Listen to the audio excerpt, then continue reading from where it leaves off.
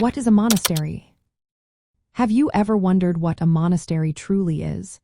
These fascinating places have played a vital role in European history and culture, especially during the Middle Ages. A monastery is a complex of buildings where a community of monks or nuns lives. Their lives are dedicated to prayer, work, and spiritual devotion. Monasteries were often organized around a central courtyard called a cloister. This area was used for meditation and was surrounded by important buildings. The church was the heart of the monastery, where monks spent much of their time in prayer and worship. The chapter house was where the community held meetings and made important decisions. The refectory served as the dining hall, while the dormitory provided sleeping quarters for the monks. There were several types of monasteries in Europe, each with unique characteristics. For example, Benedictine monasteries focused on a balance of work and prayer. Cistercian monasteries emphasized simplicity and manual labor. Carthusian monasteries were quite different, as monks lived in solitary cells with gardens, reflecting their focus on solitude and contemplation. Monasteries were not just religious institutions, they were also centers of learning and culture.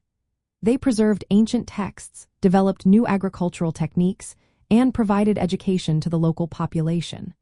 Monasteries served as hospitals and guest houses, offering aid to travelers and the poor. Their influence extended beyond religion, contributing to the development of art, architecture, and literature during medieval times. In the context of medieval cultural movements, monasteries acted as economic and social hubs. They managed large estates, operated mills, and maintained gardens and orchards. This self-sufficiency allowed them to thrive in remote areas, helping to settle and develop new regions. The architecture of monasteries was influenced by Roman basilicas and villas.